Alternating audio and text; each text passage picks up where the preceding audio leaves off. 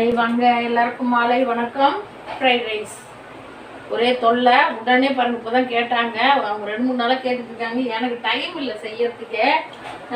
அதனால இப்போது செய்யலான்ட்டு தண்ணி வச்சுருக்கேன். தண்ணி கொதிக்குது. அரிசி ஊற வச்சாச்சு, போட்டுக்கலாம். எங்கள் சாப்பாட்டு அரிசியும் நல்லா சன்னமாக ரொம்ப நல்லா இருக்கும். ஃபுல் பாயில் புழுங்கல் அரிசி சூப்பராக இருக்கும். அதனால அதே போட்டுட்டேன். நான் இது வரைக்கும் செய்யல. பாஸ்மதி அரிசியில் தான் செய்வேன்.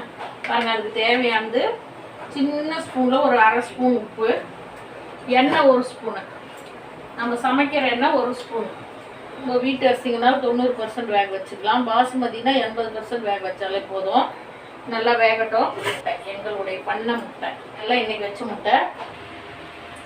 1 ஸ்பூன் எண்ணெய் ஊற்றிக்கோங்க. 3 முட்டை, 4 பேர் சாப்பிட்ற மாதிரி. இது ஒரு குட்டி ஸ்பூனில் ஒரு 1/4 ஸ்பூனு சால்ட்டு போட்டுக்கலாம். உப்புத்தூள் ஒரு 1/4 ஸ்பூன். ஏன்னா 3 முட்டை தான். குட்டி ஸ்பூனில் 1/4 ஸ்பூனு. பெப்பர் ஒரு குட்டி ஸ்பூனில் ஒரு 1/2 ஸ்பூன் போட்டுக்கலாம்.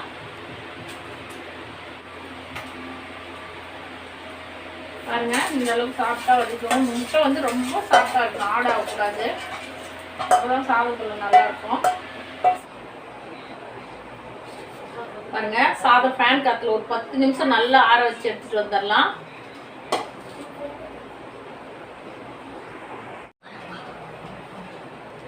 பூண்டு கோல்டு கலர்ல ஆயிடுச்சு. பாருங்க, வெங்காயம் பொடி பொடியா நீளமா கட் பண்ணிக்கோங்க. பெரிய வெங்காயத்தை ஒரு 1/2 வெங்காயம்.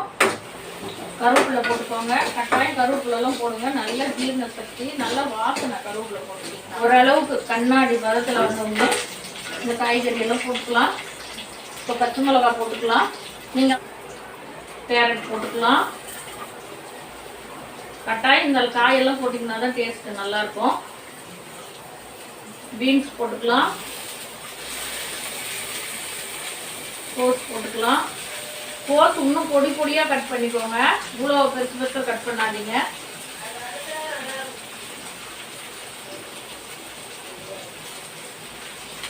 இது வதக்கினா எல்லாம் சரியாயிடும். நீங்கள் இன்னும் கூட கொஞ்சம் குடமிளகா போட்டுக்கலாம். ஒரு 5 பேர் சாப்பிட்ற மாதிரி குடமிளகா 1 போடுங்க. கேரட் 2, குடமிளகா 1, சின்னதாக இவ்வளோ பெரிய போட்டு. அப்படி இல்லைன்னா கொஞ்சமாக கட் பண்ணிக்கோங்க. நல்லா எண்ணெயிலே வதக்கிக்கணும். நிறைய வதக்காதீங்க, ரொம்ப பச்சையாகவும் வேண்டாம். வேகலன்னு தண்ணி எடுத்து வச்சுடாதீங்க, டேஸ்ட் போயிடும். என்ன செய்வீங்க பாத்தா? நீங்க கேட்டது தான் செஞ்சிட்டு இருக்கோம். ஃப்ரைட் ரைஸா? என்ன fried rice? Egg fried rice. Egg fried rice தான் ரெடி ஆயிடுச்சு. எக் ஃப்ரைட் ரைஸ் மம்மி காயெல்லாம் வெட்டி கொடுத்தாங்க. நான் சாதம் வடிச்சேன். உடனே டக்கு டக்குன்னு ஆளுக்கு ஒன்று செய்யறோம். நீங்க கேட்டீங்கன்னு egg fried rice veg fried ரைஸ்னு சொல்லலாம். ஏன்னா வெஜ்ஜும் இருக்கு, ரைஸ் ரொம்ப பிடிக்குமா உங்களுக்கு? வாசனை தூக்குதே காய்கறி வாசனை. ஏன்னா வெஜ் ரைஸும் எக் ரைஸும் சொல்றோம்னா எக்கும் இருக்கும் வெஜிடபிளும் இருக்கு. அதனால்தான் பாருங்க, அந்த மாதிரி வதக்கணும். நிறையா வதக்காதீங்க, ஓரளவுக்கு அந்த டேஸ்ட் நல்லா இருக்கும். இப்போ இதுக்கு தேவையானதெல்லாம் போட்டுக்கலாம். சாதம் ஆறிடுச்சு பாருங்க. வானல் பத்துதான் என்னன்னு நல்லா ஆற வச்சு சாதம் போடுங்க. ஆனால் வடிக்கிறது தான் உங்களுக்கு கையில் இருக்குது. பலன்னு வடிச்சுக்கணும். வேகாதையும் வடிச்சிடாதீங்க. இப்போது சால்ட்டு போட்டுக்கலாம். இந்த ஸ்பூனில் ஒரு 3 ஸ்பூன் போடுங்க.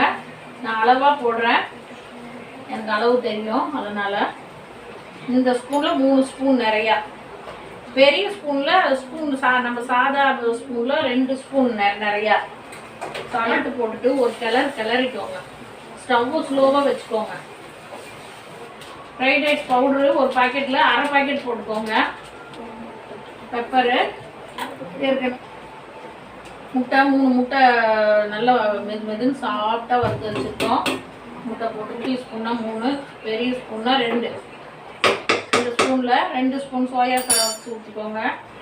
இந்த சோயா சாஸ் எல்லாம் ரொம்ப டேஸ்ட். அது இல்லைன்னா ஃப்ரைட் ரைஸ் டேஸ்ட்டே வராது. ஏப்பா ஒண்ணுமா இல்ல சளி பிடிச்சதுக்கு அப்படி இருக்கா? சளிலாம் இல்ல, அது காரமா தான். அதெல்லாம் போட்டாச்சு. சாஸ் தான் 2 ஸ்பூன் பெப்பர் பத்தலைங்களாம். சின்ன ஸ்பூனில் போடல, சாதம் அதிகமாக இருக்குது, அதனால் இன்னொரு ஸ்பூன் போட்டுக்கலாம். சாக்ஸ் போடணுமா? போட்டேன் கொண்டா பாப்பா. 3 ஸ்பூன் ஊற்றிக்கோங்க, 5 பேர் சாப்பிட்றதுக்கு. Pratiksha, egg rice ready. Egg rice ready.